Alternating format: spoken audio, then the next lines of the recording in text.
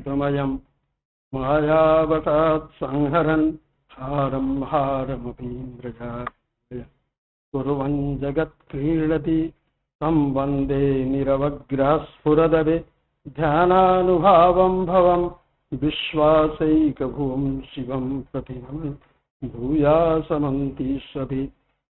परम सम्माननीयाः व्याकरण वेदांतादि शास्त्र निष्णाताः द्विवेदी महोदयाः, अस्याः कार्यशालायाः अध्यक्षाः दीक्षित महाशयाः, अन्य संयोजक महोदयाः, अन्ये च वरिष्ठाः विद्वांसः। सुविदितमेवेदं भवतां यत् समस्तानामपि दर्शनानां पुरुषार्थचतुष्टय मध्ये निःश्रेयस साधनत्वमेव प्रतिपादितं सर्वत्र दृश्यते।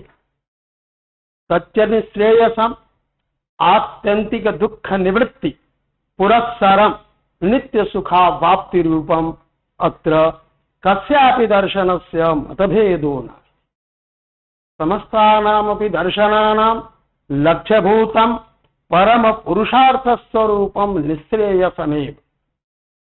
तच्च निःश्रेयसं भिन्नेषु भिन्नेषु दर्शनेषु भिन्न भिन्न स्वरूपं भवति, परन्तु सर्वत्रैव दर्शनेषु स्वस्वरूप परिज्ञानमेव जायते वास्तविक निःश्रेयस प्राप्ति रूपम्। यावत् काल पर्यन्तं स्वस्वरूपातिरिक्तेन वस्तुना जीवः संबद्धो भवति, संसृष्टो भवति, विकारवान् भवति, तावत् काल पर्यन्तमेव समस्तानां दुःखानाम् अनुभूतिः जीवेषु जायते। अत्र न कश्चन विभेदः, एकमात्र स्वरूपतैव सर्वत्र दृश्यते। यथा द्वैतवादिनः नैयायिकादयः अद्वैतवादिनः वेदान्तिनः भिन्न भिन्न रूपेण एकरूपतामेव प्रतिपादयन्ति। यथा ज्ञानादिराहित्यं समस्त दुःखराहित्यं एकस्यैव आत्मस्वरूपं मुक्तावस्थायां तिष्ठति, तदपि वेदान्तिनां मतेऽपि ज्ञानस्य ज्ञानवत्ताया ज्ञानाधिकरणताया व्यवहारे प्रतिपाद्यते, सा निवर्तते, शुद्ध ज्ञान स्वरूपतैव लभ्यते, अतः एकरूपतै। तथैव सांख्ययोग दर्शनेऽपि यद्यपि अनयोः दर्शनयोः समानतन्त्रत्वम्, एकैव सृष्टि प्रक्रिया, एकैव निःश्रेयस साधनमपि तथैव भवति। यथा सांख्याचार्यैः उक्तमासे दुःखत्रयाभिघाता जिज्ञासा तदपघातके हेतौ दृष्टे सा पार्था चेत् नैकान्तात्यन्ततो भावात्। एकान्ततः अत्यन्ततः दुःखत्रय निवृत्तेः वैदिकेन उपायेन लौकिकेन च उपायेन कर्तुं न शक्यते। अतएव पंचविंशति तत्त्वज्ञानात् जायमाना या विवेकख्यातिः तस्यैव निःश्रेयसस्वरूपत्वं प्रतिपाद्यते। पश्यन्तु भवन्तः, तत्रापि विवेकख्यातिः इयं प्रकृतिः अहं पुरुषः मत्तः प्रकृतिर्भिन्ना अहं प्रकृतितो भिन्नः इत्येवं यत् विवेकज्ञानं भवति तादृशविवेकज्ञानरूपैव मुक्तिस्वरूपं सांख्याचार्यैः प्रतिपादितमस्ति। तैव प्रक्रिया यथा तेषां मते प्रकृतितत्त्वात् महत्तत्त्वस्य उत्पत्तिः, महत्तत्त्वस्य अहङ्कारतत्त्वस्य अथ च मनस्तत्त्वस्य अन्तःकरणस्वरूपता स्वीक्रियते, तथैव योगदर्शनेऽपि प्रकृतितः एव महत्तत्त्वस्य उत्पत्तिः, तत एव अहङ्कारतत्त्वस्य, तत एव मनस्तत्त्वस्य अनया रीत्या अन्तःकरणत्रैविध्यं योगदर्शनेऽपि प्रतीयते। परन्तु योगतत्त्वे तावत् योगदर्शने एवं प्रतिपादितं दृश्यते यत् यावत् कालपर्यन्तं चित्तगताः सत्वरजस्तमो गुणपरिणामभूता ये गुणाः सन्ति गुण परिणाम विशेषाः ते यावत्काल पर्यन्तं पुरुषे प्रतिबिंबिता भवन्ति तावत्काल पर्यन्तं पुरुषेण साकं चित्तस्य या अभेद बुद्धिर्जायते अभेद बुद्ध्या च चित्तगतं यत् दुःखादिकं सुखम दुःखम मोहो वा तदेव सुख दुःख मोहात्मकं त्रिगुणात्मकं सर्वं पुरुषेऽपि भासते इत्येवं रीत्या। अथ च यदि सांख्ययोगयोः मतैक्यमस्ति तदा तु सांख्यदर्शनं पृथक् कपिलेन प्रवर्तितं योगदर्शनं च पतञ्जलिना प्रणीतं तर्हि भिन्नता कथं स्यात्? भिन्नता न स्यात् तर्हि सांख्ययोगौ इति शब्दप्रयोगः अभेदबुद्धौ कथमापतेत इत्यत्र यदि वयं विचारयामः यद्यपि समस्ता पद्धतिर्नास्ति यमनियम आसन प्राणायाम प्रत्याहार धारणा ध्यान समाधयः यानि योगांगानि प्रतिपाद्यन्ते ते विधयः अत्र न सन्ति सांख्ये। सांख्ये तु तत्त्वानां वास्तविकं ज्ञानं तत्रापि मिथ्या ज्ञान निवृत्ति अपेक्षिता प्रमाणेन भवति। तन्मते च विवेक ज्ञानमेव मोक्षस्वरूप मोक्षावस्थायां ज्ञानस्वरूपता पुरुषे प्रतिपादिता भवति परंतु एतन्मते असंप्रज्ञात समाधौ ध्येयाकारावृत्तिर्या संप्रज्ञात समाधौ विद्यते सापि वृत्तिर्नश्यति। वृत्तिर्नश्यत् किं परिणमति एव स्वकारणीभूते लयो जायते। यतो हि विनाशः कस्यापि पदार्थस्य सांख्ययोगमते प्रतिपादयितुं न शक्यते। तेषां मते यथा मुकुटादयः स्वर्णाभूषणादयः सुवर्णेन निर्मिताः परिणामभूताः पुनः स्वकारणे सुवर्णे विलीना भवन्ति तथैव ये पदार्थाः भासमाना विद्यते स्वस्वकारणतः परिणममानाः स्वकारणे एव विलीयन्ते। अतः एतेषां वृत्तीनां सर्वथा विलयः जायते काचन वृत्ति न तिष्ठति किमपि ज्ञानं न तिष्ठति। अतः स्वस्वरूप प्रतिष्ठानमेव निःश्रेयस पदार्थ रूपता योग दर्शने भवति। विवेक ख्यातौ तथा नास्ति। ख्यात्यात्मकं ख्यातिर्ज्ञानं तत्रापि विद्यते एव। अतएव तावत् सांख्ययोगयोर् भेदः अत्र च पद्धतेः सृष्टि संहार प्रक्रियायाः समानत्वात् अनयोः दर्शनयोः समानतत्त्वं स्वतः एव प्रतिपादितं भवति इत्येष विचारः तत्र तत्र दृश्यते। अत्र योगदर्शने तावत् अथ योगानुशासनम् इति प्रथमसूत्रम् अत्र विद्यते। अथ शब्दार्थस्तावत् सर्वत्र प्रथमं तु सर्वत्र एवं श्रूयते ओंकारश्चाथ शब्दश्च द्वावेतौ ब्रह्मणः पुरा कंठं भित्त्वा तु निर्यातौ तस्मान् मांगलिकावौ मांगलिकत्वमस्ति मंगलस्थले सर्वत्र शब्दस्य प्रयोगः दृश्यते मंगलार्थकत्वमपि अस्ति। अथ च प्रसिद्धेषु सूत्रेषु तत्तद्भाष्यकारैः आनन्तर्याधिकम् अर्थः आनन्तर्याधिकम् अर्थः प्रतिपादितं विद्यते। यथा जैमिनीय सूत्रे अथातो धर्म जिज्ञासा वेदाध्ययनाद्यनन्तरं धर्म विषये जिज्ञासा जायते। एवमेव तत्र अथातो ब्रह्म जिज्ञासा यत्र विद्यते शमदम तितिक्षा उपरे तितिक्षादिनन्तरम् आनन्तर्यम् अर्थः तत्रापि दृश्यते। परन्तु अत्र आरम्भभूतः भूतमिदं शास्त्रम् आरम्भणीयं विद्यते। किंचित आनन्तर्यं तपस्वाध्यायाद्यानन्तर्यम् अत्र उपदेशः शिष्याणां कृते न कृतः महर्षिणा। अतः अस्य अर्थः न हि तावत् आनन्तर्यार्थकः।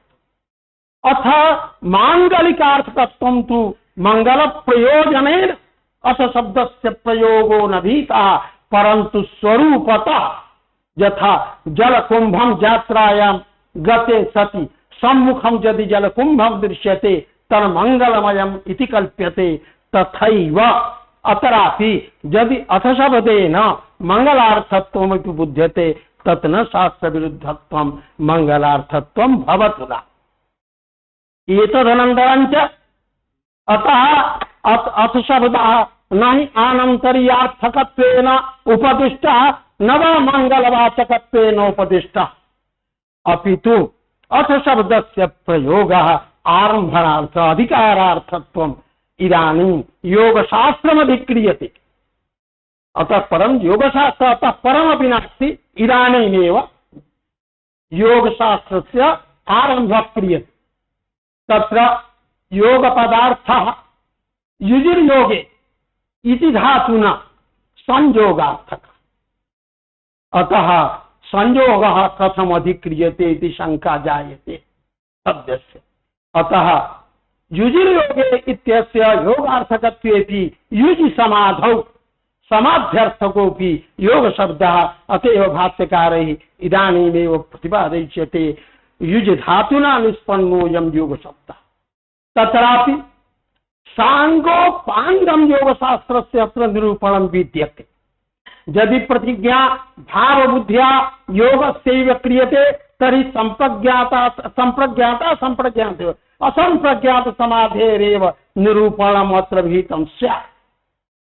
परन्तु अत्र संप्रज्ञात समाधेरपि निरूपणम् अस्ति। योगांगानि निरूपितानि सन्ति। अतः योग शब्दः अत्र युज्यते अनेन इति उत्पत्त्या योग कारण प्रदर्शन परमपि अपि अस्य योग कारणत्वमपि वाच्यः अर्थः। अथ च योजनं योगः भाव व्युत्पत्त्या योग शब्दः समाधि प्रदर्शन परोपि विद्यते। इत्येवं रीत्या उभयार्थबोधकत्वं योग शब्दे विद्यते। योग शब्देन समाधि रूपः संप्रज्ञात संप्रज्ञात रूपः समाधि स्वरूपोऽपि प्रतिपादितः। अथ च योगांगान्यपि प्रतिपादितानि भवन्ति। अथ योगानुशासन अनुशासन शब्द शासनम् उपदेशः अनुशासनमपि उपदेशः यदि क्रियेत अर्थः तदा तु एतत् महर्षिणा पतञ्जलिनैव योगशास्त्रस्य निरूपणं एतत् पूर्वं नास्ति इत्येतत् शङ्का निवारणार्थं अनुपश्चात् शिष्यते अनुशास्यते अनुशासन प्रयोग है। अतः अनुशासनस्य एतत् प्रयोगानन्तरं पूर्वकालिकत्वमपि योग प्रदर्शनस्य सिद्धं भवति। अथ योगानुशासनम् इति सूत्रे।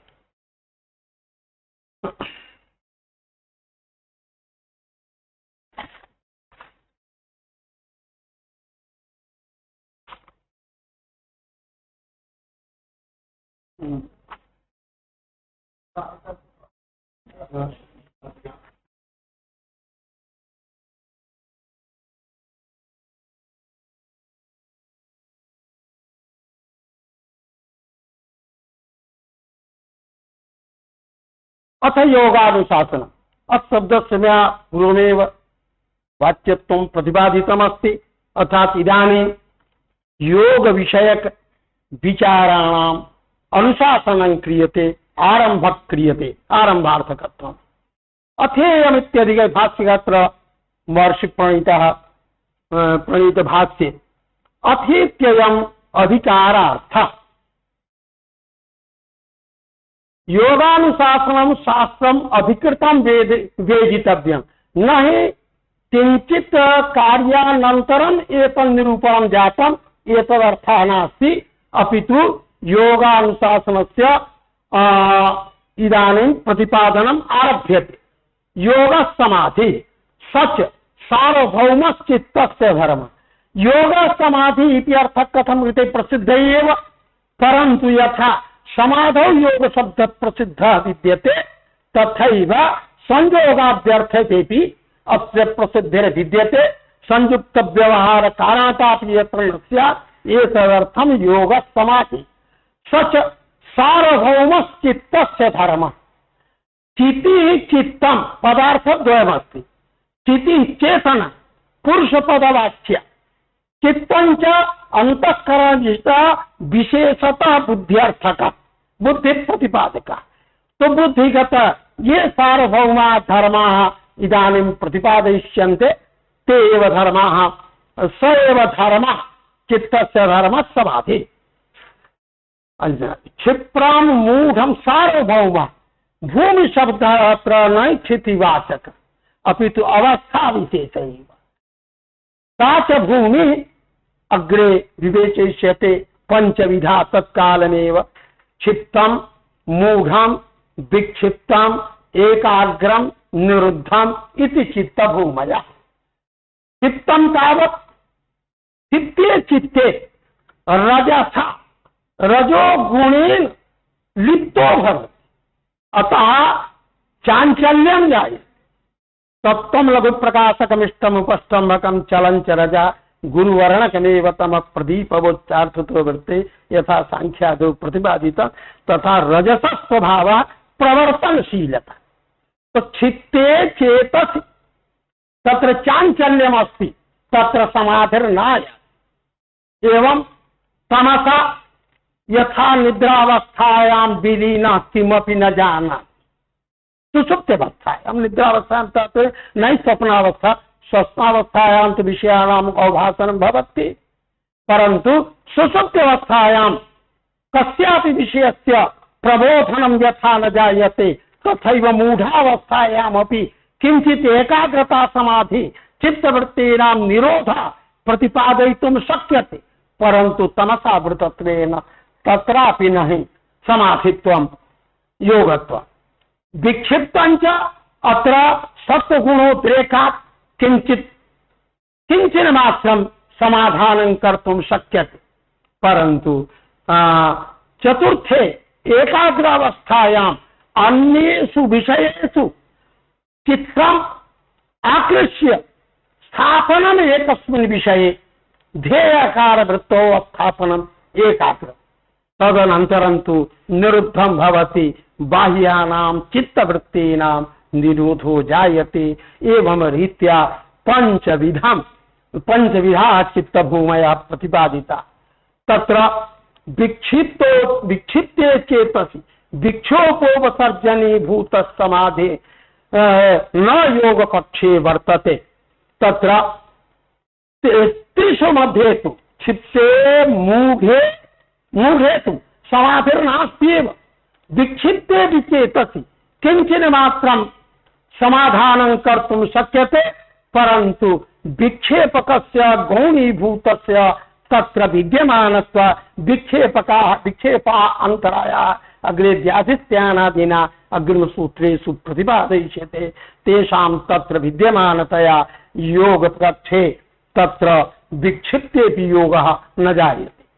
यस्तु एकाग्रे चेतसि सद्भूतम् अर्थं प्रद्योतयति, क्षीणोति च क्लेशान्, कर्मबन्धनानि स्थलयति, निरोधम् अभिमुखं करोति, स संप्रज्ञातो योगा इत्याख्यायते। तत्र या चतुर्थी विधा अस्ति एकाग्रावस्था, तत्र एकाग्रे चित्ते सत्वस्य प्राधान्य सद्भूतम् अर्थं बोधयति प्रकाशयति, अथ च क्लेशान् क्लेशकारिणी भूतान् अर्थान् अथ च क्लेश साधनान् कर्म बंधनानि च स्थलयति, किंचित शिथिलं करोति, अथ च निरोध सम्मुखं करोति। बाह्येषु व्यापारेषु मनः तत्र आकृष्य सद्भूते वास्तविक स्वरूपे मनसः प्रतिष्ठानं करोति।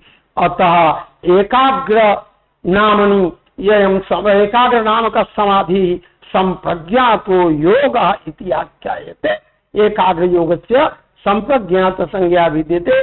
तत्र योगस्य दैविध्यं संप्रज्ञाता संप्रज्ञात भेदेन तत्र किंचित ज्ञानादिकं ध्येयाकार वृत्तया संप्रज्ञात समाध्यवस्थायां तिष्ठन्ति। अतः न पूर्ण रूपेण योगः संप्रज्ञातावस्थायां, परंतु असंप्रज्ञातावस्थायां तो काचनपि योगः चित्तवृत्ति निरोधा अग्रे वदिष्यन्ति भाष्य सूत्रकाराः।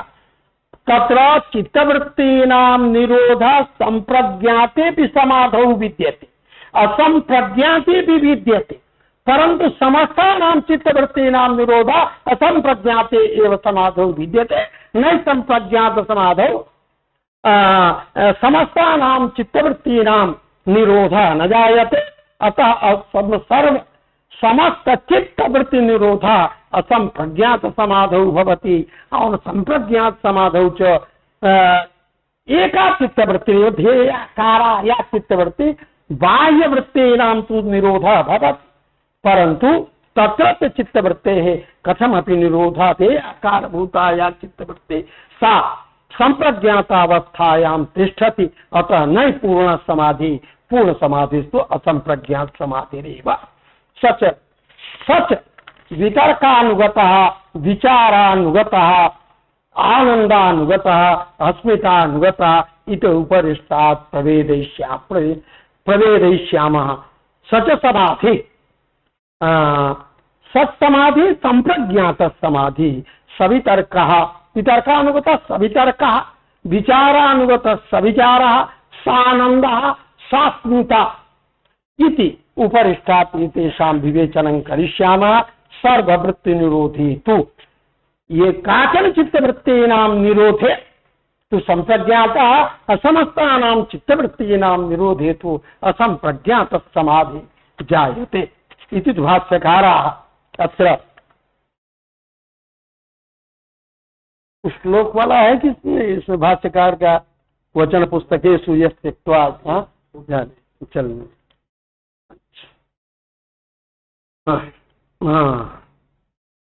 नमामि जगदुत्पत्ति हेतवे भृशकेतवे क्लेश कर्म विपाकादि रहिताय हिताय च। नमामि जगदुत्पत्ति हेतवे, जगदुत्पत्ति से उपलक्षण संहार वगैरह हम तृतीय को ले सकते हैं। जगदुत्पत्ति कारणाय वृषभध्वजाय भगवते शंकराय क्लेश कर्म विपाकादि रहिताय यस्मिन् भगवति परमेश्वरे क्लेश कर्माणां फलानि न भवन्ति तस्मै वयं नमस्कुर्मः। नत्वा पतंजलिमृषिं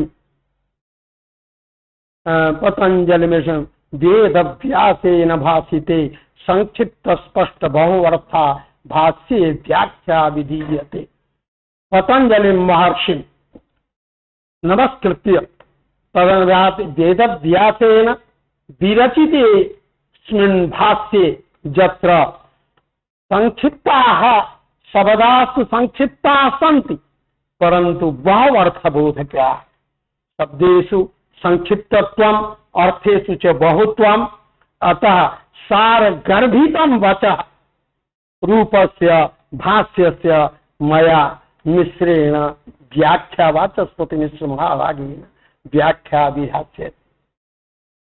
यतेन तावत् भवन्तः समस्तापि विद्वांसः परिचिताः सन्ति।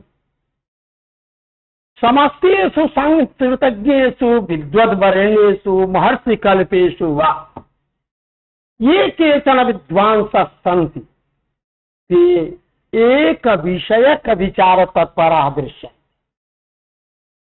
अद्वैतमतमवलम्ब्य कश्चन न्यायशास्त्राधिज्ञः अद्वैतमतस्य यदि व्याख्यानं करोति तदा न्यायमतं तत्र न त्यजति। न्यायमतेन किंचित यथा शंकर मिश्रेण खंडन खंड खाद्यस्य व्याख्या विहिता, परंतु मध्ये मध्ये तत्र दृश्यते अद्वैतमतस्य खंडनमपि करोति। संस्कारः विद्यते, तस्य संस्कारस्य परित्यागः केनापि कर्तुं न शक्यते। परंतु एतादृशः एकैव विद्वान् यं शास्त्रं विवेचयितुं प्रवृत्तः तत्शास्त्रस्य एवं निरूपणं करोति। महान् नैयायिक इति नैयायिका वदन्ति। तात्पर्य टीकाकार शब्देन प्रसिद्धः एषा। तत्र न्याय विषयक विचाराः यदा अनेन सम्पाद्यते तत्र वेदान्तमतम् अपि तुच्छतया निराकृतं, सांख्यमतं निराकृतं। यदा वेदांत चर्चा क्रियते तत्र बुध्यते अयम तो न्यायस्य तिरस्कार, न्याय शास्त्र यस्मिन् विषये एतेषां प्रतिपादनं जायते शुद्ध तद विषयक मतमेव तत्र अन्य दर्शनानाम् अन्य दर्शनस्य ज्ञाता तु अस्ति ज्ञाते यतो खण्डयिता जैतद्दर्शनस्य ज्ञानवानेव न स्यात् तर्हि कथं, परन्तु तत्र तावत् तेषां कस्मिन्नपि दर्शने आग्रहः न स्यात्। एतादृशः विलक्षणः विशिष्टः विद्वान् मन्ये शङ्करावतार एव भवेत् इत्यत्रापि नास्ति संदेहः कर्तुं शक्यते। तेनैव अतः उच्यते तेनोक्तम् अत्र शब्दाः संक्षिप्ताः विद्यन्ते परन्तु अर्थानां बाहुल्यमस्ति, अतः किञ्चिदत्र विचार्यते विधास्यते सम्पादनं। यही भगवान् पतंजलि प्रारक्षितस्य शास्त्रस्य संक्षेपतः तात्पर्यार्थं प्रेक्षावत् प्रवृत्त्यर्थं प्रवृत्त्यंगम श्रोतुश्च सुखावबोधार्थम आचिख्यासु इदं सूत्रम रचयांकर। यही अस्मिन् योग दर्शन भगवान पतंजलि प्रारब्धमविलक्षितस्य अस्य योग शास्त्रस्य संक्षेपतः किं तात्पर्यं योग दर्शनस्य एतत् तात्पर्य ज्ञान विषय संबंध प्रयोजनाधिकारी ज्ञानमंतरा कस्मिन्नपि शास्त्रे प्रवृत्तिर्न जायते, अतः अनेन शास्त्रेण किं प्रतिपादितं स्यात् एतत् तात्पर्यार्थं प्रेक्षावतां बुद्धिमतां वरिष्ठानां विवेचकानां प्रवृत्तिकारणीभूतं श्रोतुश्च सुखेन अनायासेन प्रतिपादितानां अर्थानां परिज्ञानं यथा स्यात् तत् प्रतिपादयिषु इदं सूत्रं प्रथमं रचयाञ्चकार निर्मितवान्। अथ योगानुशासन तत्र प्रथमावयवम् अथ शब्दं व्याचष्टे प्रथमतः समागतस्य अथ शब्दस्य विवेचना इदानीं क्रियते अथेत्ययम् अधिकारार्थः इति। अत्र अधिकारार्थकत्वम् आनन्तर्यार्थकत्वं तु व्याससूत्रे अथ च जैमिनीय सूत्रे आनन्तर्यार्थकत्वं तु उपलब्धं, परन्तु अधिकारार्थकत्वम् आरम्भार्थकत्वं कुत्र दृष्टमिति तु भवदीयमेव। मन्ये कोशेऽपि कुत्रापि न दृश्यते अधिकारार्थकत्वम् अथ शब्दस्य इति भवता कथं कल्पितम् अथ शब्दः अधिकारार्थः। तत्र प्रामाणिकता क्या किं भवदीया स्वकीया रचना यत् अथ शब्दः मदीय के एवं रीत्या इदं ज्ञायते यथा गुणवृद्ध्यादि पदं व्याकरणादि शास्त्रेषु पारिभाषिकतया को जानाति गुणशब्देन अदेन गुणः को जानाति प्रसिद्धिर्विद्यते वृद्धिरादैच्छे, परन्तु पाणिनिना संकेतितमस्ति। अतः स शब्दः यथा पारिभाषिकः तथैव पतंजलिनापि प्रयुक्तः अथ शब्दः अन्यत्र स्थलेषु यदि अधिकारार्थकत्वेन विवक्षितो न स्यात् तदा तु अस्यापि पारिभाषिकत्वम् आपद्येत। अतः तां शङ्काम् अपनेतुम् आह मिश्रैरुक्तम् अथैवं ज्योतिरितिवत् न तु आनन्तर्य अथैवं ज्योतिः इति वैदिक प्रयोगे अथ शब्दस्य अधिकारार्थकत्वं सुष्ठुतम्। वेदवाक्यात् परं प्रामाणिकत्वं कुत्र विद्यते तत्र अथ शब्दस्य अधिकारवाचकता सुस्पष्टम्। अतः अतरापि अथ शब्दः न हि पारिभाषिकः न वा यौगिकस्य तु चर्चैव नास्ति न हि पारिभाषिकः अपितु एष अथ शब्दः आनन्तरीयार्थकः।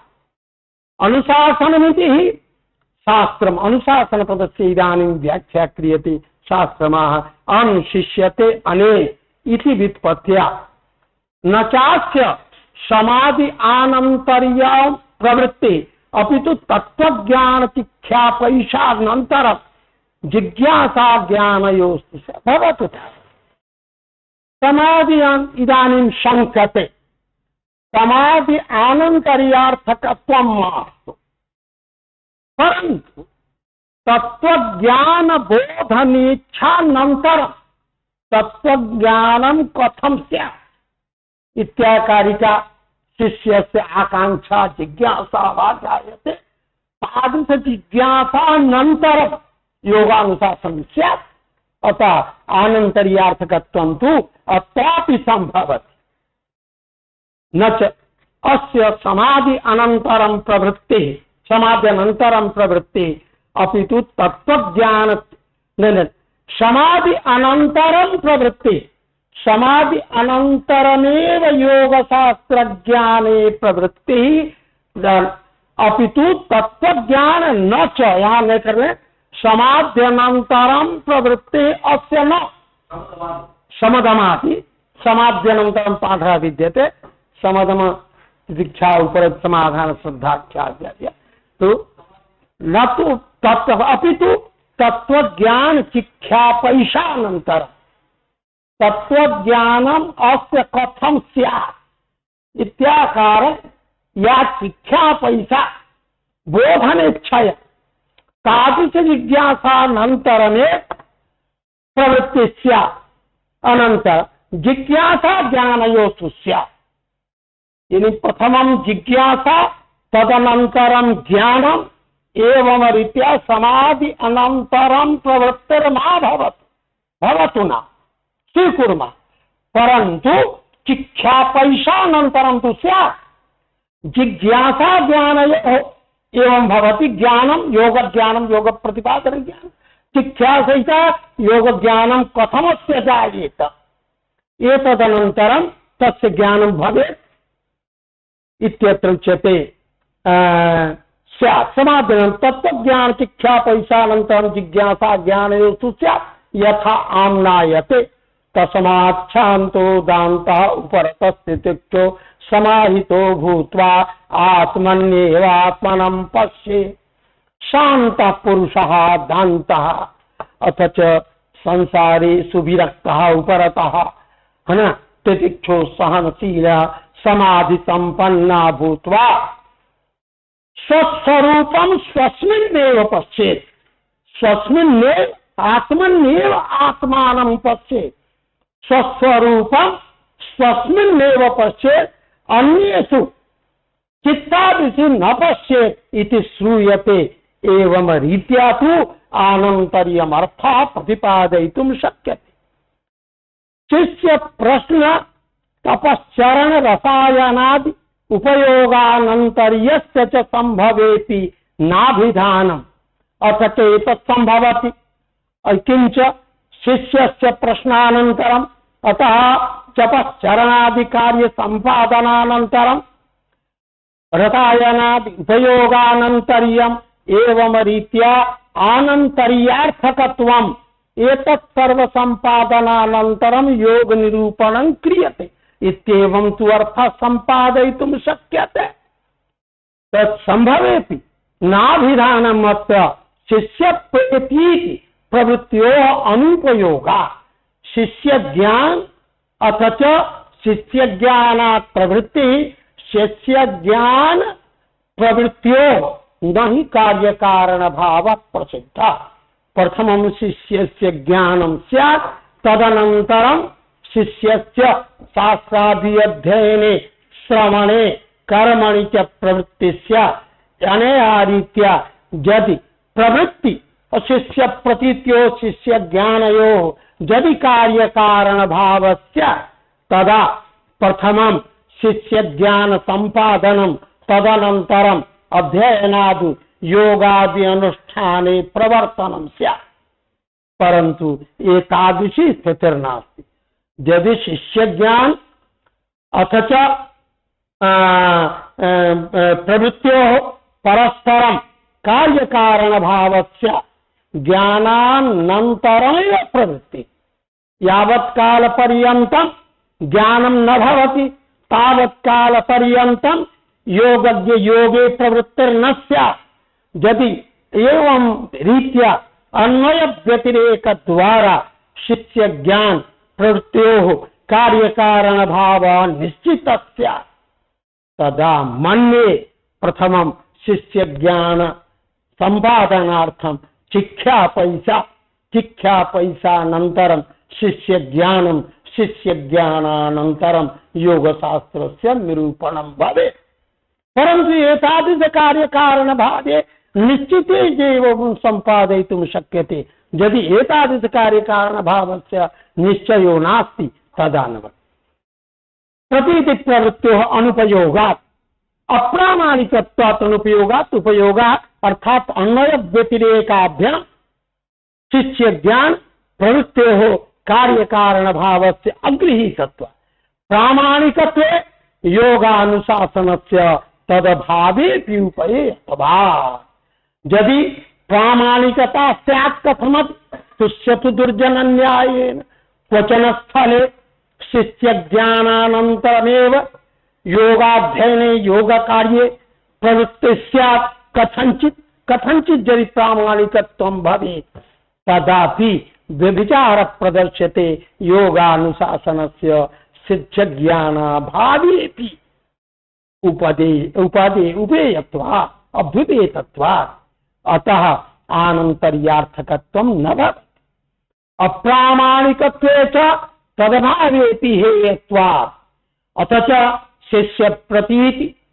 शिष्यप्रतीति प्रवृत्त्योः यदि कार्यकारणभावा अप्रामाणिका तदा तत्सत्त्वेऽपि यथा रासभस्य घटादिकं प्रति कारणता त्यक्ता विद्यते अन्यथा सिद्धत्वेन तदा तत्सत्त्वेऽपि तद्धेयमेव घटकार्य प्रयोजनार्थं। घटकार्य सिद्ध्यर्थं यस्य कारणता अप्रामाणिकी विद्यते तस्याः कारणताया हेयत्वात् अप्रामाणिकत्वे तु तद्भागत्वेऽपि हेतुत्वात्। एतेन तत्त्वज्ञान शिक्षापैषयोः आनन्तर्याभिधानं परास्तम्। अतः तत्त्वज्ञान शिक्षापैषयोः यत् कार्यकारणभाव एव नास्ति तदा तस्य प्रथमं शिक्षापैषा तदनन्तरमेव तत्त्वज्ञानम् इति मतमपि परास्तम्। अधिकारार्थत्वे तु शास्त्रेण अधिक्रियमाणस्य योगस्य अभिधानात् सकल शास्त्र तात्पर्यार्थ व्याख्यानेन शिष्यः सुखेनैव बोधितश्च प्रवर्तितश्च भवति इति निश्चयस्य हेतुः समाधि। यदा तु अथ शब्दस्य अधिकारार्थकत्वम् अभ्युपेयते तो शास्त्रेण अधिक्रियमाणस्य आरभमाणस्य अस्य योगस्य अभिधानात् प्रतिपादना सकल शास्त्र तात्पर्यार्थ व्याख्याने अस्य सकल शास्त्र माने योग शास्त्रस्य यत् सकलं तात्पर्यं तदर्थ व्याख्यानेन योगस्यापि निरूपणं योग पदार्थ यथा मया पूर्वोक्तं युज्यते अनेन व्युत्पत्त्या योगांगस्य बोधकः योजनं योगः इति व्युत्पत्त्या च योगस्य बोधकः। अतएव योगस्य समग्रस्य अत्र प्रतिपादनम्। अतः सकल शास्त्र तात्पर्यार्थ व्याख्यानेन सकल पदस्य अगर तात्पर्यार्थे कहते तात्पर्यभूतः यो हि सकल अर्थः तात्पर्यभूतः यो हि सकल पदं प्रथमोपात्तं तु शास्त्रेव सकल शास्त्र तात्पर्यार्थ ज्ञानेन प्रथमं तु अन्य अपेक्षितः शास्त्रेण साकं योगशास्त्रं तु यदि एकमेव तर्हि सकलत्वम् अनर्थकमेव स्यात्।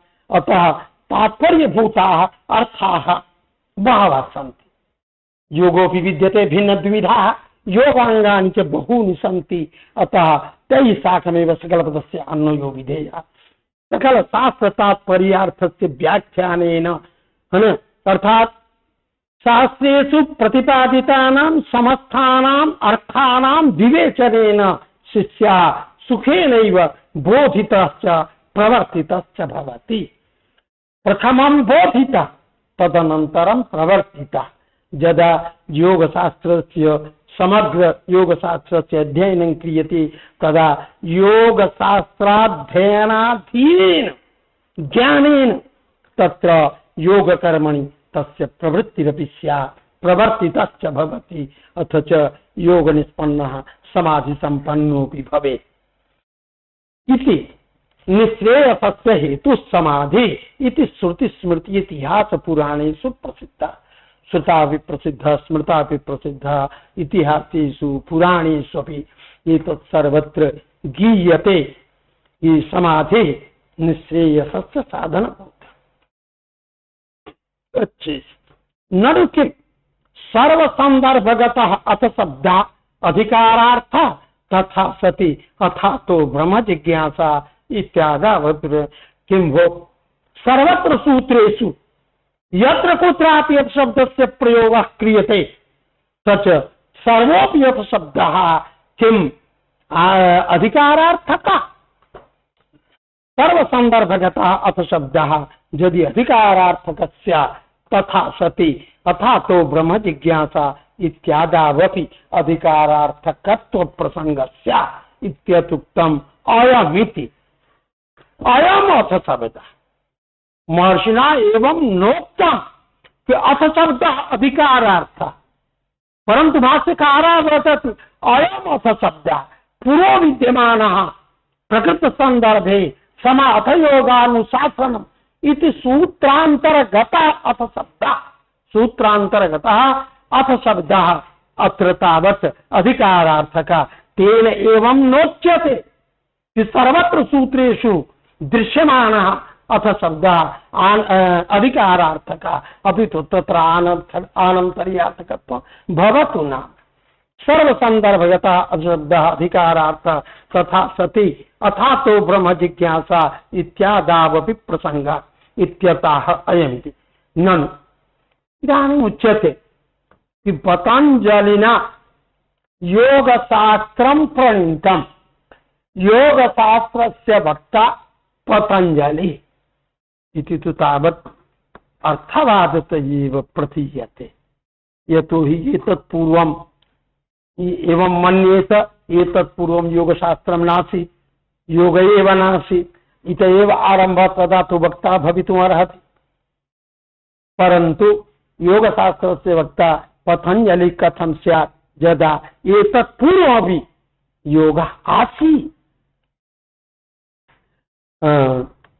ननु हिरण्यगर्भो योगस्य वक्ता नान्यः पुरातनः इति योगी याज्ञवल्क्य स्मृते कथम पतंजलि योगशास्त्र वक्तृत्वम्।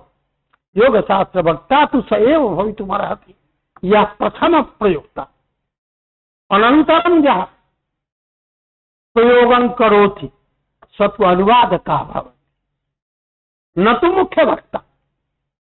तर्हि उच्यते तत्र नहि तावत् तो हिरण्यगर्भः योगस्येति याज्ञवल्क्यान्यः पुरातनः योगस्य वक्ता विद्यते। योगी याज्ञवल्क्य स्मृतेर्विद्यमानतया कथम पतंजलेः योगशास्त्र प्रणेतृत्वं वक्तृत्वं वा इत्याशंक्य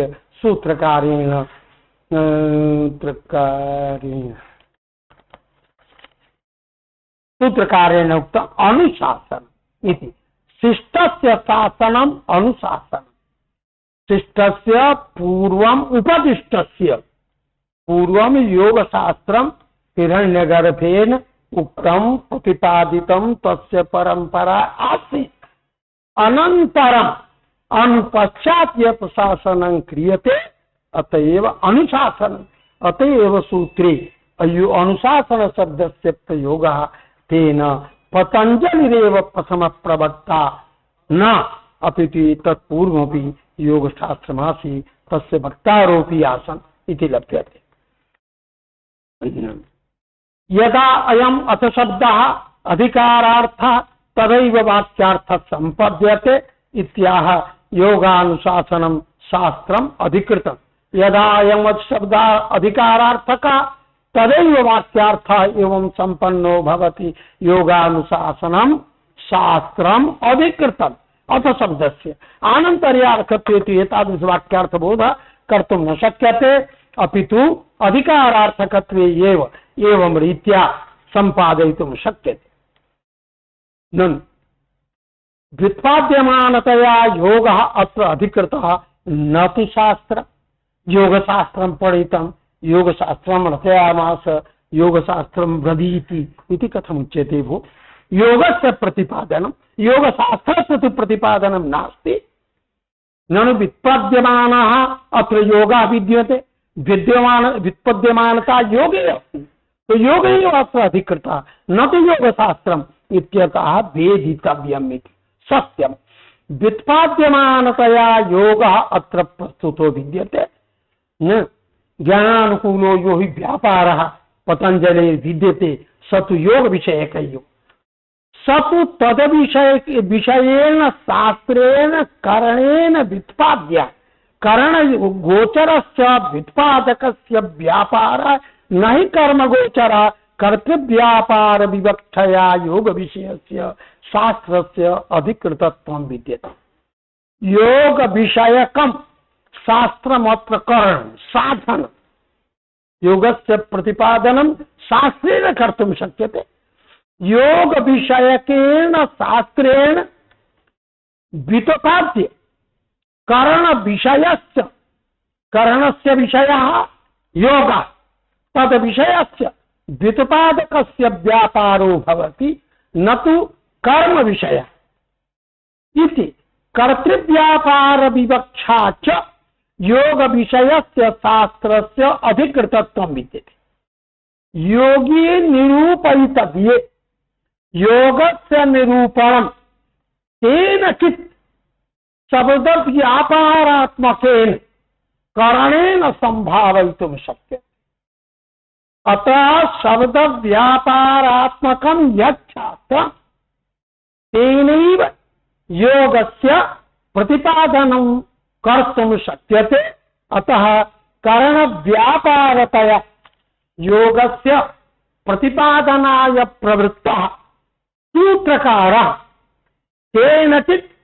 शब्देनैव योगस्वरूपं प्रतिपादयितुं शक्यते तादृश शब्द समुदाय रूपस्य शास्त्रस्यापि प्रतिपाद्यत्वं समागतम् योगस्य प्रतिपादनं शास्त्रमन्तरा कर्तुं न शक्यते कर्मस्य व्यापार विषयः कर्मो विषयः न हि योगः अपितु कर्मस्य शास्त्रस्यैव व्यापारत्वेन विवक्षितः व्यापारस्तावत् करणेनैव जन्यते यदि करण प्रतिपादनं न स्यात् तर्हि योगस्यापि प्रतिपादनं कर्तुं न शक्यते अतः योगे निरूपयितव्ये शास्त्रेऽपि निरूपयितव्यत्वं स्वभावतः समागतम् अतः योग व्युत्पादनाय क्रियमाण या प्रतिज्ञा सा शास्त्र विषये अपि भवितुमर्हति शास्त्रमपि प्रतिपादयितव्यम् अस्ति विना शास्त्र प्रतिपादनेन योगस्य व्युत्पादन संभवात् योग शास्त्रमपि अत्र वेदितव्यमस्ति न कर्तृव्यापार विवक्षया योगस्य शास्त्रस्य अधिकृतत्वं वेदितव्यम् शास्त्र व्यापार विषयतया तु योग एव अधिकृतः इति भावः अधिकारार्थस्य च अथ शब्दस्य अन्यार्थं नीयमानोद कुंभदर्शनमिव श्रवणं मंगलाय उपकल्पते इति मंतव्यम् यदि कश्चन यात्रायां गच्छमानः अस्ति तदा यदि जलपूरितं कुंभं सम्मुखं पश्यति तदा वदति मंगलं जातम् अतः मृदंगवादन श्रवणादिकं जातं तदानीं सः प्रतिमंगलमय कार्यं मदीयं शेष्यति इत्येवं विचारय तथैव अथ शब्द प्रयोगे स्वरूप दर्शनता एव तत्र मंगल स्वरूपता लभ्यते मंगल स्वरूपता प्रतिपाद्यता मंगल करणार्थम उदकंभं न आनीतवान् अपितु स्वभावतः आगतमासीत् तत्र मंगल स्वरूपता जायते तथैव अथ शब्द प्रयोगे स्वतैव मंगलत्वं लब्धम् अतः मंगलार्थत्वस्य पृथक् प्रतिपादनं न कृतमस्ति परन्तु मंगलार्थत्वं त्यज्यते न मंगलार्थत्वं स्वीक्रियते भी ग्रंथकर्ता। देखिए, श्रवणम मंगलाय उपकल्पते इति मंत्र, वही कह रहे हैं अधिकारार्थस्य च अथ शब्दस्य अन्यार्थम अन मंगलार्थकत्वम् नियमानोद कुंभ दर्शनमिव जल प्रपूरित कुंभावलोकनमिव श्रवणतावत् मंगलवाद्यादि श्रवणं मृदंगवादनादि कीर्तन श्रवणादिकमपि मंगलम मंगलाय उपकल्पते इति मंतव्य। अथ च इदानीं विच्यते योग शब्दस्य योग समाधि इति अर्थः भाष्ये कृतमस्ति। किमर्थम योग समाधि, समाधिपदेन योगस्य प्रसिद्धिरस्त्येव, परन्तु शब्दमूलकः कश्चन अर्थस्य संदेहो न स्यात्। एतदर्थं भाष्यकारेण योग समाधिरिति उक्तमस्ति। समाधि शब्द संदेह शब्दः भिन्न भिन्नार्थकत्वे युजुर्योगे युज समाधौ भिन्न भिन्नार्थकता तत्र तत्र दृश्यते, तत्र संदेहः जायते। किमत्र योगः संयोगार्थकः वा समाध्यर्थको वा एतत् संशय निरासाय योग समाधि उक्तम्। शब्द संदेह निमित्तम् अर्थ संदेहम् अपनयति दूरीकरोति योग समाधिरिति। युज समाधौ इत्यस्मा व्युत्पयोजनम योगा भाव व्युत्पत्त्या व्युत्पन्ना समाध्यर्था न तो युजिर्योगः इत्यस्मात् संयोगार्थका इत्यर्थ। ननु समाधिरपि वक्ष्यमाणस्य अंगिनः योगस्य अंगम न च अंगमेव अंगी इत्यतः सच सच इत्यच समाधिरपि वक्ष्यमाणस्य अंगिनः वक्ष्यमाणस्य असंप्रज्ञात समाधि अंगिना योगस्य अंगम संप्रज्ञात समाधि असंप्रज्ञात समाधि रंगम समाधिरपि वक्ष्यमाणस्य अंगिनो योगस्य अंगम न च अंगमेव अंगी अंगम तु अंगी न भवत् हस्तपादादौ पृथक व्यवहारो भवति देहे च अंगिन देहे करा विभिन्नत्व व्यवहार सर्वैः क्रियते नहि अंगांगिनो अभेदः इत्यत आह सच चस्वर्थ अंगात् अंगिनम भिन्नति अंगात् चस्वर्थ सच सार्वभौम चित्त धर्म अंगाद भिन्न अंगी सच समाधि सार्वभौम चित्त धर्म अभिन्न सार्वभौम। अच्छा व्याख्या करते भूमया वक्ष्यमाणाः अवस्था मधुमती मधु प्रतीका विशोका संस्कार शेषा ताः चित्तस्य तासु सर्वासु विदितः सार्वभौम चित्त निरोध लक्षण योगा भिन्न भिन्न प्रकारेण अवस्था प्रतिपादन चित्तस्य अवस्था विशेषाणां प्रतिपादन प्रकृत ग्रंथे अवलोक्यते। तासु चित्ताख्यासु संस्कार तास चित्तस्य तासु सर्वासु विदिता सार्वभौम चित्त निरोध लक्षणो योगा। चित्त निरोध शब्देन तावत् अत्र समस्त चित्त निरोध लक्षण अंगी तु असंप्रज्ञात समाधि रूपमेव भविष्यति। संप्रज्ञात समाध्यनन्तरमेव असंप्रज्ञात समाधि जायते। अतः सार्वभौम मम चित्त निरोध लक्षण योगा तदंगम तु समाधिर्नैवं भूता यथा समस्तानां चित्तवृत्तीनां निरोध अंगीभूते समाधौ जायते तथा समस्तानां चित्तवृत्तीनां निरोधः अन्यासु अवस्थासु कथमपि न जायते। अतः समाधिर्नैवं भूतः अंगम तु समाधि अंगभूतम समाधि पदवाच्यमस्ति स तु समस्त चित्त विरोधी चित्तवृत्ति निरोधात्मको न भवति इति व्युत्पत्ति निमित्त मात्राभिधानं चैतत्। व्युत्पत्ति निमित्त मात्रम व्युत्पत्ति निमित्त मात्रम अंगत्वमपि योग शब्देन उक्तमस्ति। समाधीयते अनेन इति समाधिरपि वक्तुं शक्यते। और समाधानं समाधि भाव भावार्थकत्वमपि की प्रत्यादिकं यथा क्रियते तथैव समाधानं समाधि यदि भाव व्युत्पत्ति क्रियते तर्हि असंप्रज्ञात समाधि रूपमेव।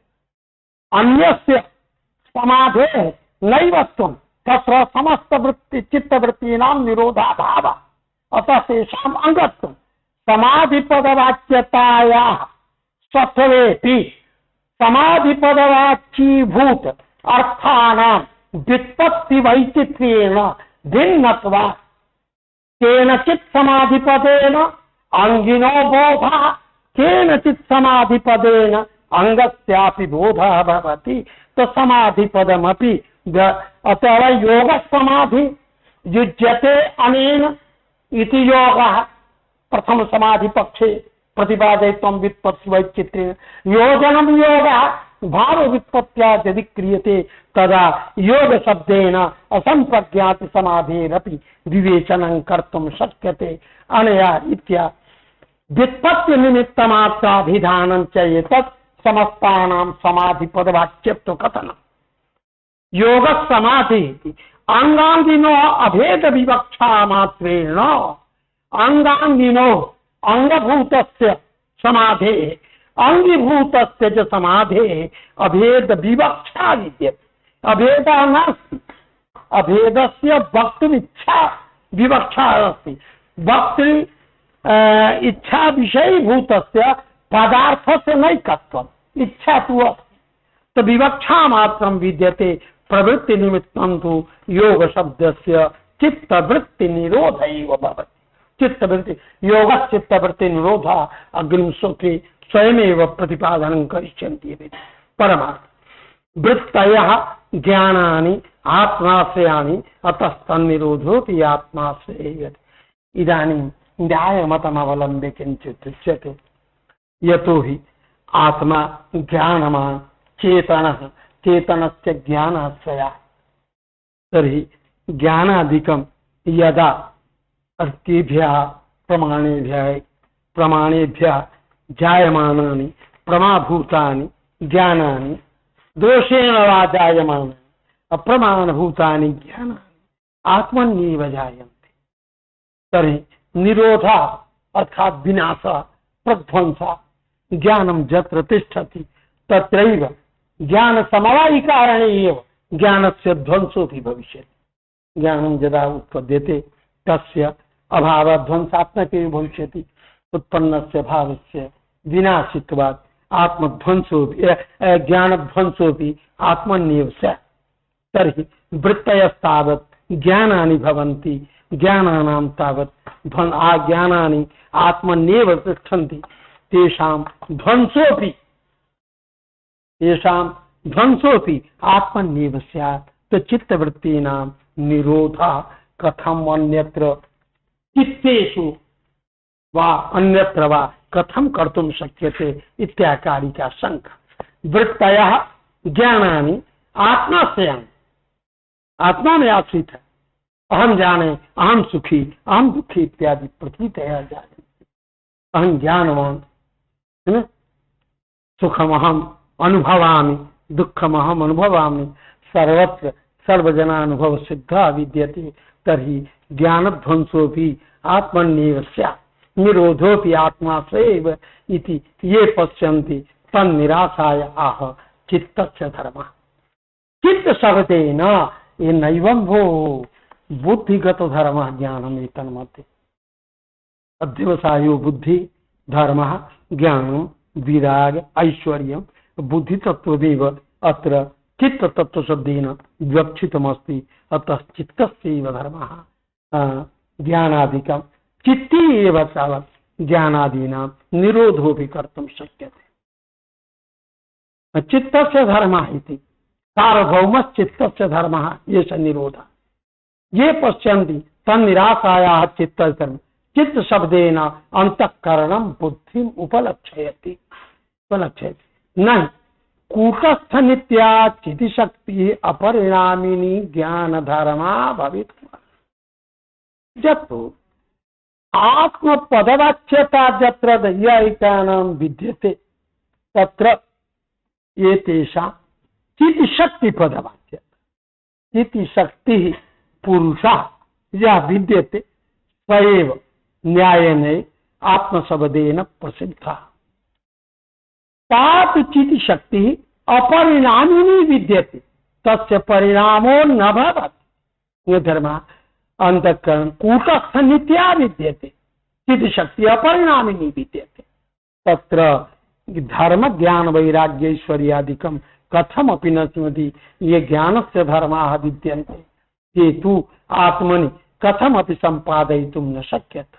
बुद्धिस्तु परिणामिनी समग्रात्मिकायाः प्रकृतेः परिणामभूता इयं बुद्धि यतः परिणामिनी अतएव ज्ञान वैराग्यादि धर्मवती भी भवितुमर्हति इति भाव स्यादेत। सार्वभौमश्चेत् योगा हन्त भोः शीतमूढ विक्षिप्तापि चित्तभमयः अस्ति च परस्परापेक्षया वृत्ति निरोधोऽपि आसु तत्रापि योग प्रसंग। ये तो ही सत्व रजस तमस त्रिगुणात्मक मिदम जगत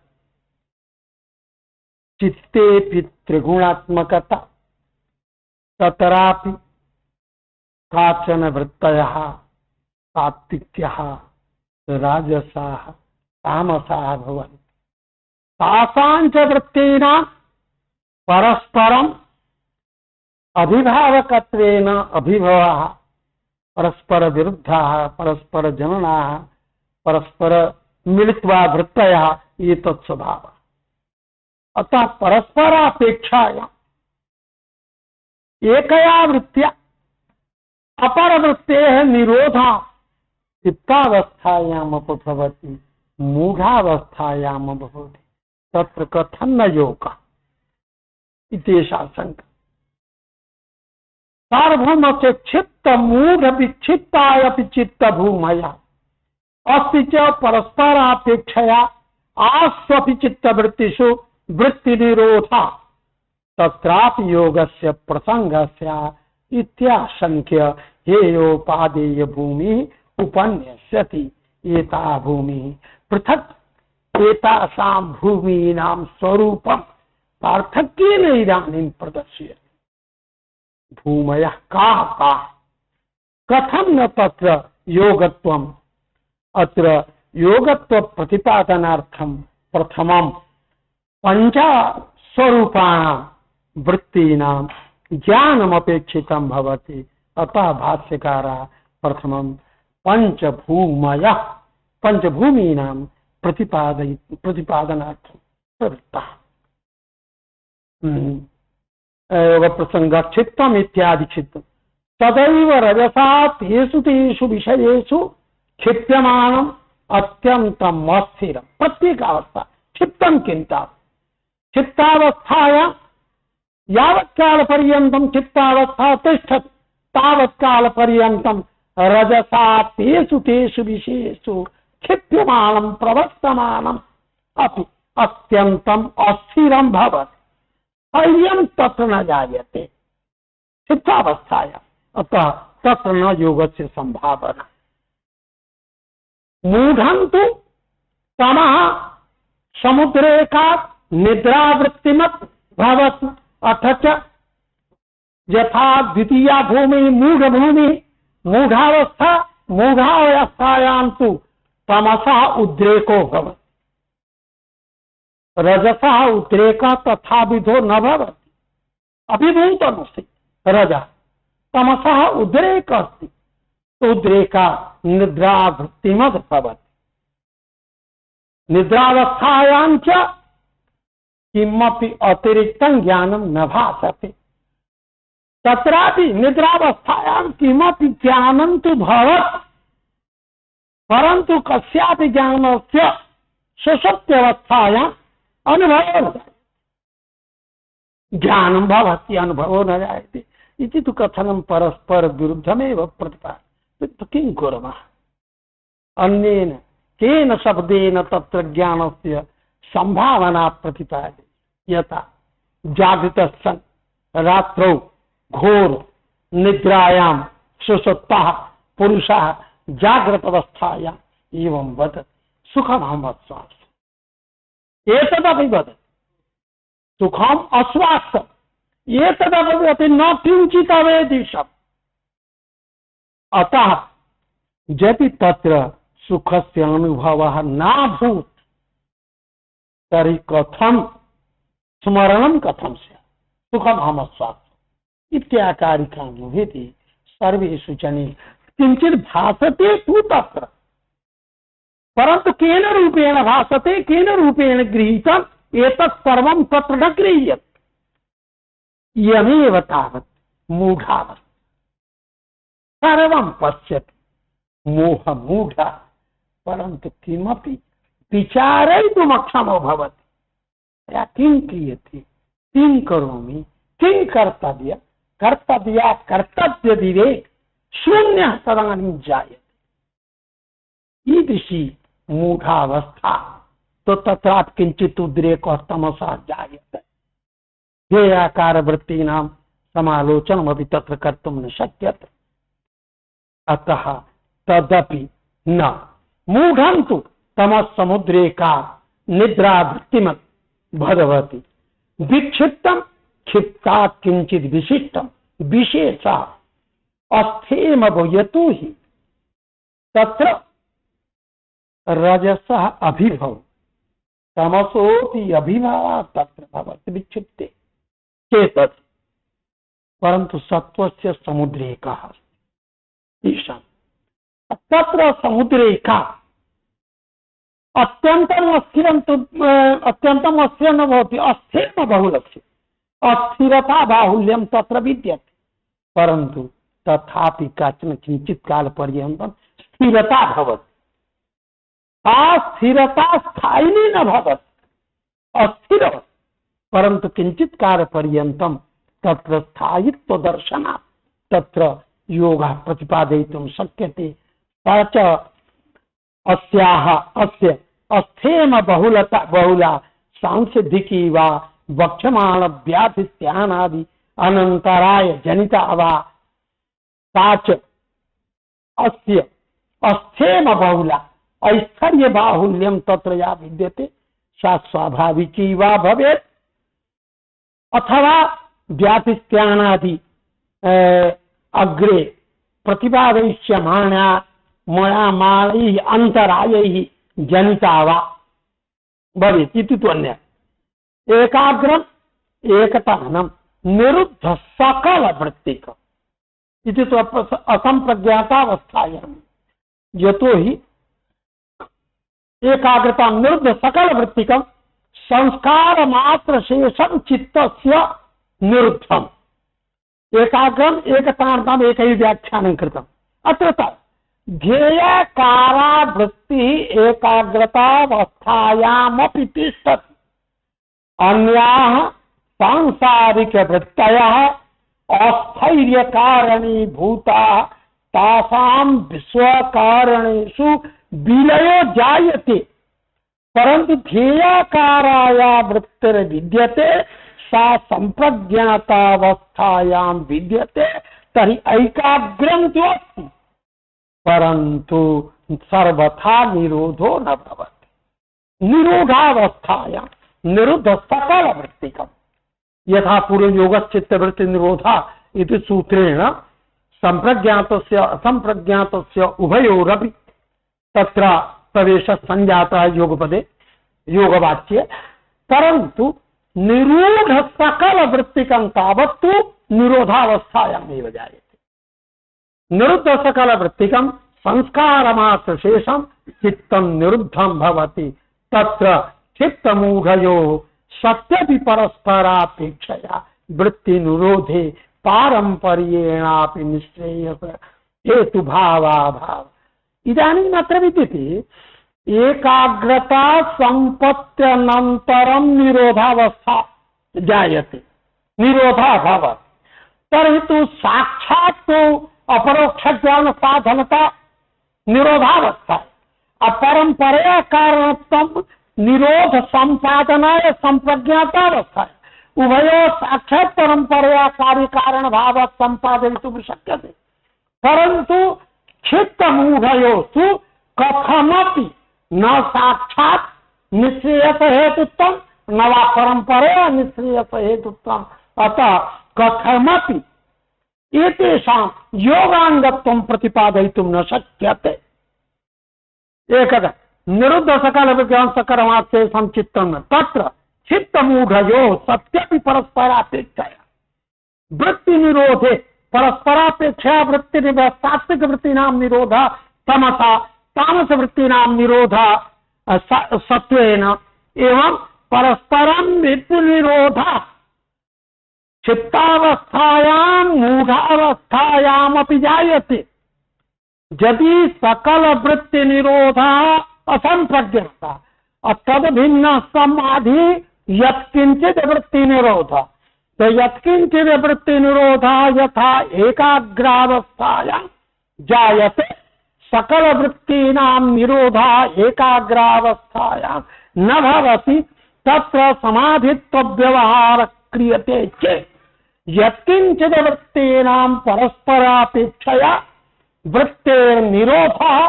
चित्तावस्थायां मूढ़ावस्थायामपि जायते, यथा सत्व प्रधान वृत्त्या रजः प्रधान वृत्तेः अवरोधः निरोधः रजः प्रधान वृत्त्या सत्ववृत्तेः सात्विक वृत्तेः निरोधः कथमभ्यवति, यत्किंचित् वृत्ति निरोधस्य यत् समाधित्वं प्रतिपादितं भवता तदा तत्रापि समाधित्वं योगत्वं स्वीकार्यमेव। ये शंका तत्र चित्तमूढ़यो सत्यपि परस्परापेक्षया वृत्ति निरोधे पारंपर्येणापि तत्र पारंपर्येणापि निश्रेयस हेतु भावाभाव भाव हेतु भाव हेतुत्वं निश्रेयसं प्रति तयोः अवस्थयोः साक्षादपि परंपरयापि कथमपि हेतुत्वाभावाभाव तदुपधा। क्यों कोई चलेगा ना, आज आरंभ कराई है ना। एवं रीत्या तत्रापि वृत्तीनां निरोध परस्पर वृत्तीनां निरोधकत्व सात्विक वृत्ते निरोध राजसवृत्त्या राजसवृत्ति निरोध परस्परापेक्षया तामस वृत्त्या एवं परस्परापेक्षया वृत्ति निरोध चित्तावस्थायां मूढ़ावस्थायामपि यद्यपि विद्यते तथापि एतादृश वृत्ति निरोधस्य निश्रेयसं प्रति पारंपर्येणापि कारणत्वं न भवति। साक्षात् निश्रेयस हेतुता असंप्रज्ञात समाधौ सर्व चित्तवृत्ति निरोधा तत्र जाता तेनैव कर्तुं शक्यते। परंपरया च संप्रज्ञात समाधे यतो हि संप्रज्ञात समाध्यनन्तरम् एकाग्रता प्राप्त्यनन्तरं समस्तानां चित्तवृत्तीनां निरोधो जायते, परंतु चित्तावस्थायां मूढ़ावस्थायां च वृत्ति निरोधे सत्यपि तस्य वृत्ति निरोधस्य निश्चयसं प्रति कथमपि कारणत्वं प्रतिपादयितुं न शक्यते। अतः पारंपर्येणापि निश्चयस हेतुत्वाभाव तदुपघातक घातकत्वाच्च अथ च चित्तावस्था मूढ़ावस्थायाश्च योग घातकत्वमपि समाधि घातकत्वम् अस्ति योग हेतु हि एतादृशावस्थायां बाह्य विषयेषु चित्तानां अवरोहः उपारोहः तत्र जायते संक्रमः भवति। अतः ये तौ भूमि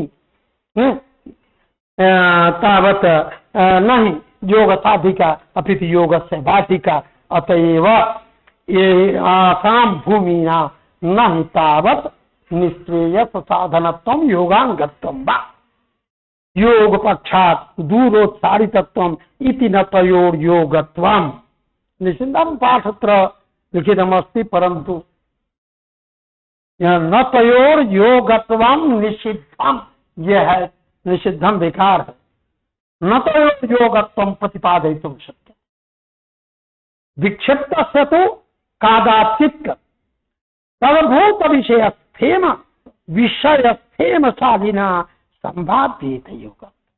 कदाचित् विक्षिप्तावस्थायां कदाचित् किंचित काल पर्यंत चित्तवृत्तेन स्थैर्यं संपादयितुं शक्यते।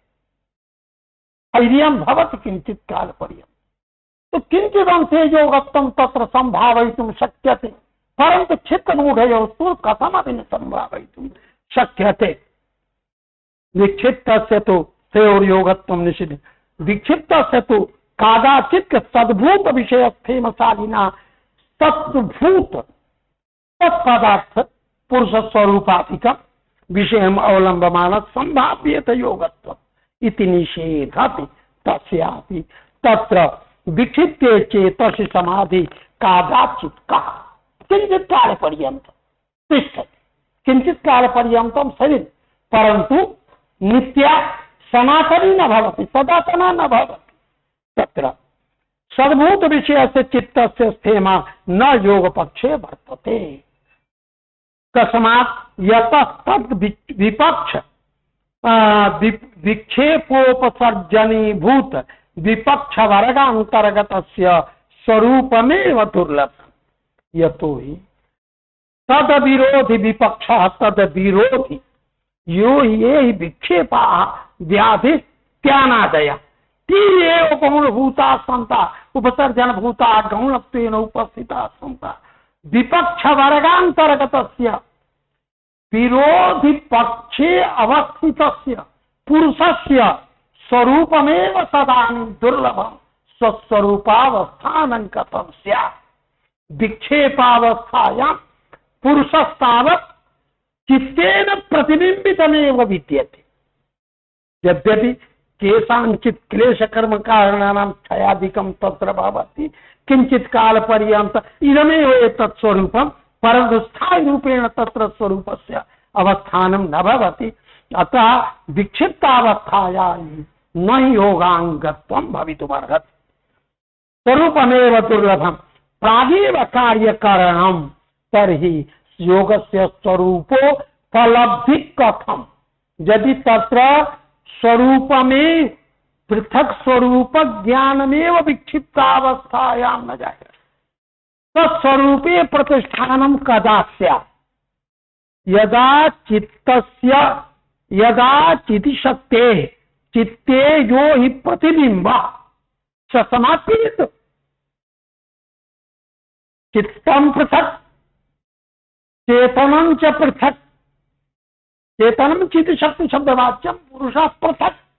एवं रीत्या स्थिरं ज्ञानं लभ्येत, तदा पुरुषस्य स्वरूपम् अवस्थितं स्यात्।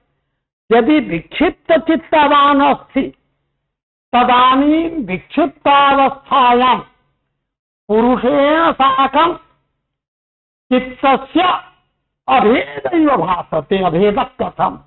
प्रतिबिंबित शब्देन इति है ना, अभेदैव प्रतिभा तत्स्वरूपमेव अवस्थितं नास्ति। तदा कथं स्वस्वरूप प्रतिष्ठान भूतं कार्यरूपा समाधि कथं स्यात्। कथं कार्यस्य संपादनं तत्र समाधि संपादनं तत्र विक्षिप्तावस्थायां न कर्तुं शक्यते। प्रागेव कार्यकरणं न खलु दानान्तर्गतं बीजं कथयति। स्वस्वरूप प्रतिष्ठितं कदा भविष्यति? यदा स्वस्वरूप परिचयार्थं योग्यस्य।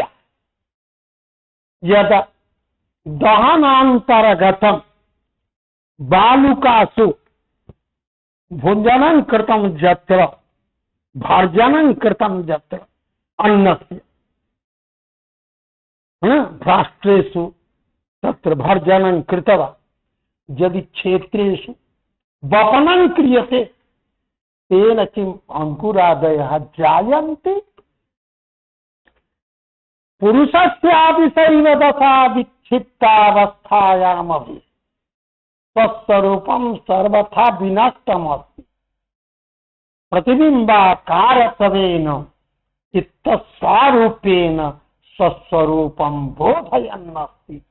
तर्हि तस्य स्वस्वरूप प्रतिष्ठान रूप अंकुरात्मकं कार्यं कथं स्यात्? यदि बीजस्य कुर्वद रूपता स्वरूपतं स्यात् तदैव कुर्वद रूपत्वेन बीजात् अंकुरम् उत्पादयितुं शक्यते। अंकुरोत्पादने बीजस्य सामर्थ्यं स्यात्। यदा बीज समर्थ एव नास्ति, यदा चित्तस्य स्वरूपं पृथक् चित्शक्ते स्वरूपं पृथक् पृथक् पृथक् प्रतिपादितं भवेत् तदा तत्र स्वस्वरूप ज्ञानं स्वस्वरूप प्रतिष्ठिते प्रतिष्ठा पुरुषस्य स्यात्। ये वही दृष्टान्त विधिया संपादित न खलु दानान्तर्गतं बीजम् त्रिचतुरक्षणावस्थितं त्रिचतुरक्षण अग्नौ तप्तबालुकासु वा क्षिप्तम् उत्तम वपने कृते अंकुराय न कल्पते। तथैव पुरुषस्य स्वरूपमेव यदा विक्षिप्तावस्थायाम् अगृहीतं तेन कथम एवं प्रतिपादयितुं शक्यते।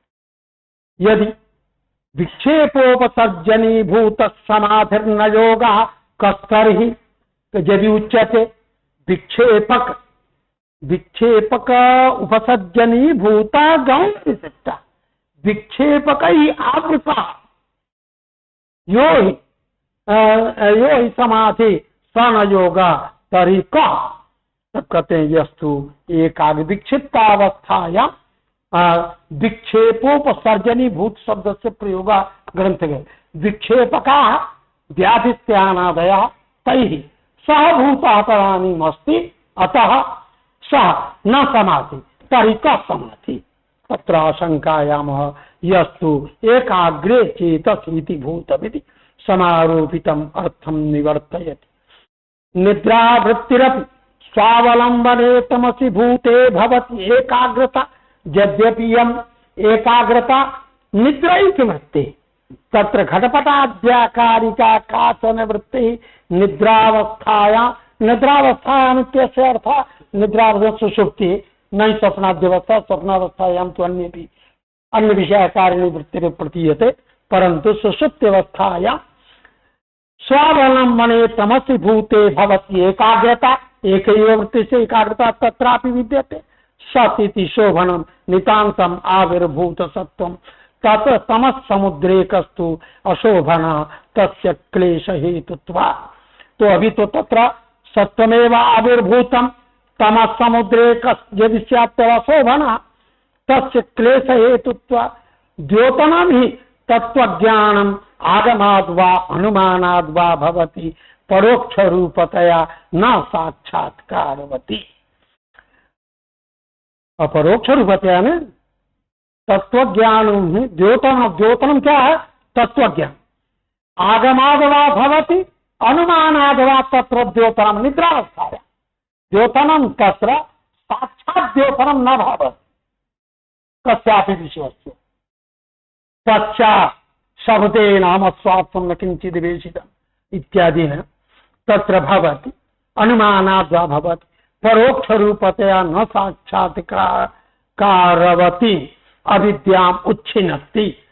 साक्षात् तत्र अवस्थाया अविद्याया समुच्छेदा साक्षात् न जायते यथा द्विचंद्र दिग्मोहादिषु अनुच्छेदकत्वा।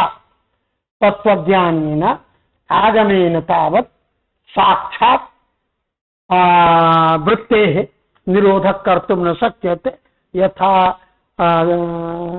चक्षुदोष दूषितेन एकस्यापि चंद्रस्य द्विचंद्रदर्शन पूर्वस्यामपि दिशां प्रतीचित् व्यवहारादया मूढ़स्य भवति तत्र तत्तावत् विपरीत ज्ञानेन निवर्तते। एक चंद्र दर्शनेन द्विचंद्र ज्ञानस्य निवृत्ति वास्तविक दिक् परिज्ञानेन दिग्भ्रांति निवृत्तिर्भवति न तथा भवति। प्रशब्दे ही प्रकर्षं द्योतयन् साक्षात्कारं सूचयति।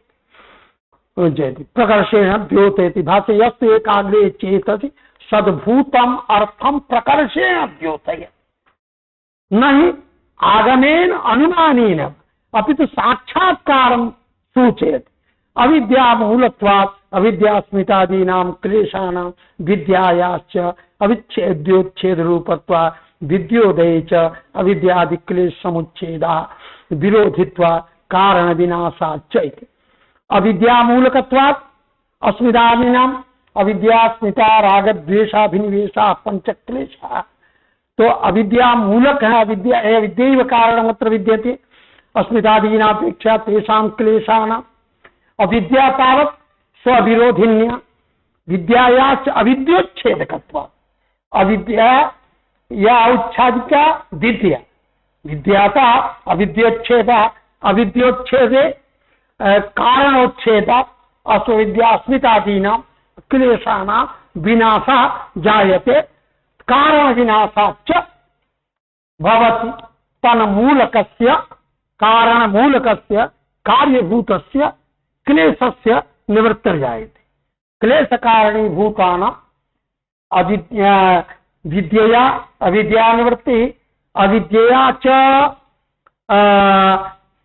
वही अस्मितादीनां कारणम् अविद्या निवृत्तौ सत्या अस्मितादिनिवेशः अक्लेशस्य मूलक्षये च तत्र समाधानं भविष्यत्येव। यदि स्यात् क्षीणोति च क्लेशान् सद्भूत एकाग्रे चेतसि सद्भूतम अर्थम वास्तविकम स्वरूपम बोधय। वास्तविक स्वरूप ज्ञाने जाते मिथ्यात्मकानां अवास्तविक स्वरूप ज्ञानानां निवृत्तिर्जायते।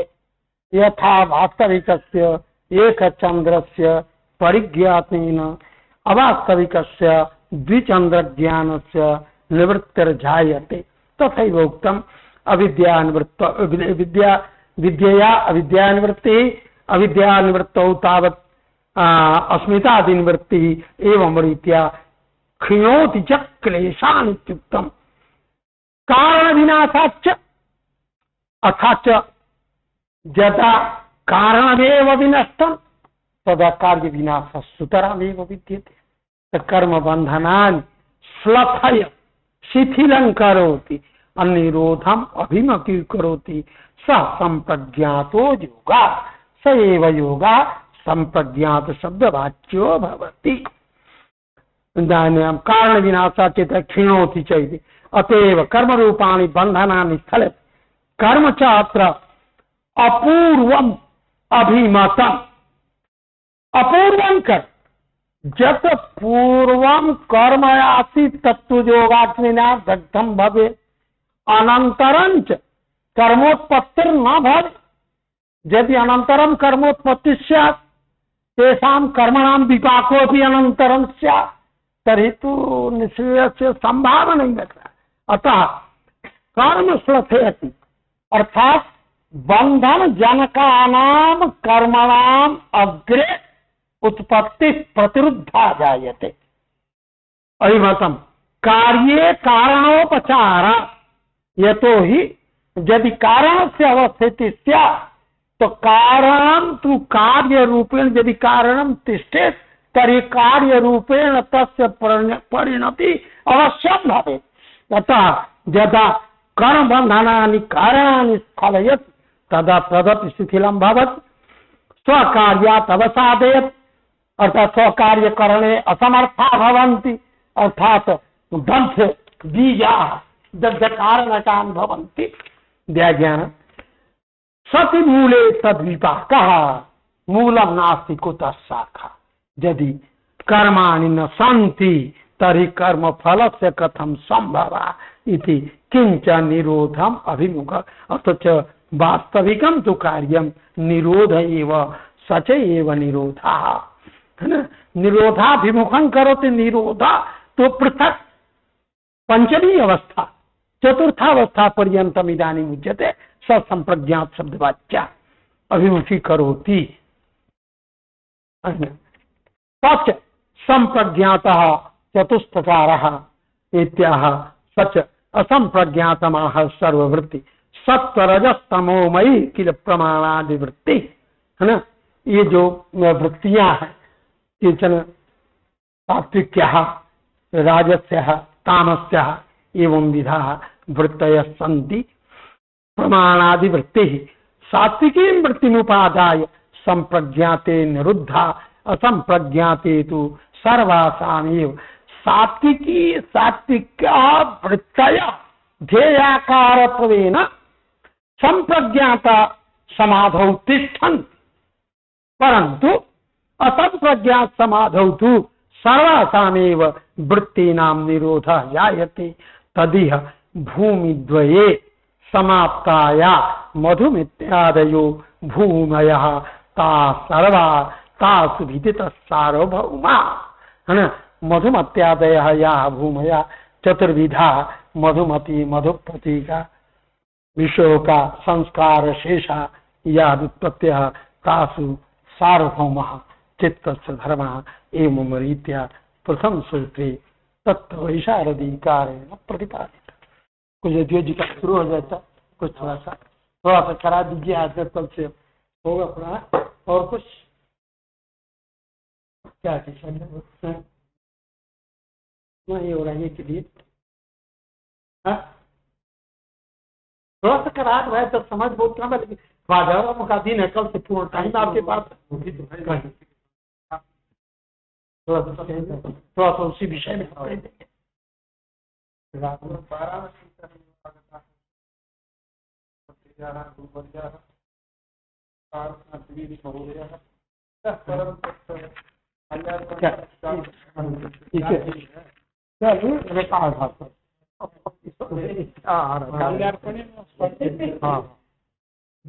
अध्यक्ष महोदय पहले जरूरी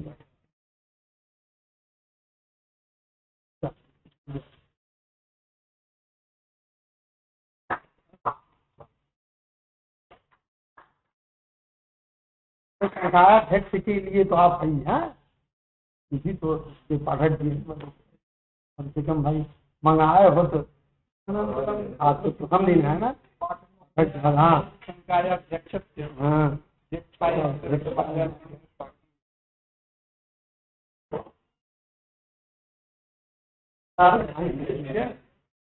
अध्यक्ष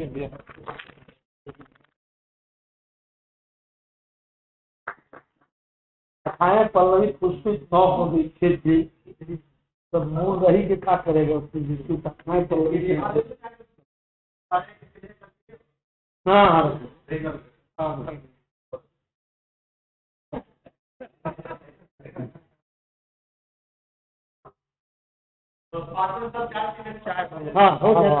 हो जा सबसे चित्र में हुई क्या की बात ही कहें। हाँ विषय के बारे में कुछ दीजिए आप। कुछ बोला कीजिए, आप चूता चापा लगाए जी, बोलेंगे नहीं तो मालूम कैसे होगा कि सब बालों से अधिकतम। हाँ तो कैसे लेके क्या हो रहा है।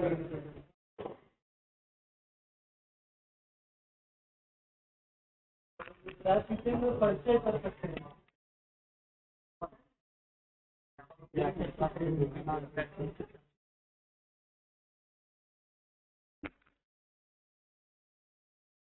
कुछ पूछना हो तो आप लोग के बारे में नहीं